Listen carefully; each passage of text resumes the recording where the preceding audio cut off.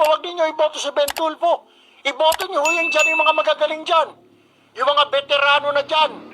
Bakit kaya sinabi ni Congressman Erwin Tulfo na huwag iboto ang mga tulpo? Strategy ba yon para mas maraming boto makakuha?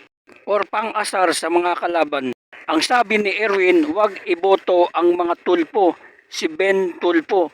Makinig kaya sa kanya ang taong bayan? Tingnan natin ang survey sa bagong survey lumabas. Sa latest na lumabas na survey, number 1 si Senador Bongo, ang number 2 si Erwin Tulfo at number 3 si Ben Tulfo. So nasa top 2 at saka top 3 silang dalawa. So walang epekto yung panawagan niya na huwag silang ibotong magkapatid sa Senado. O ba kaya hindi lang narinig ng taong bayan yung panawagan ni Congressman Erwin Tulfo na huwag silang ibotong magkapatid?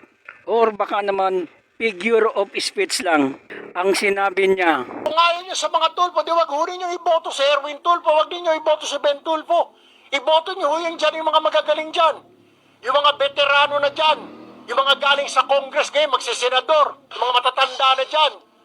O, banat ng banat, wala nang ginawa kundi tumira. Pero pagkatapos pa ng eleksyon, do you hear them? Hindi.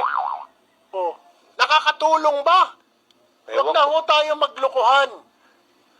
Niloloko lang ho ninyo ang taong bayan. Magaling lang kayo pag mag-i-eleksyon. Labas ng pera, tulong dito, tulong doon po, tragis. Doon po, tragis.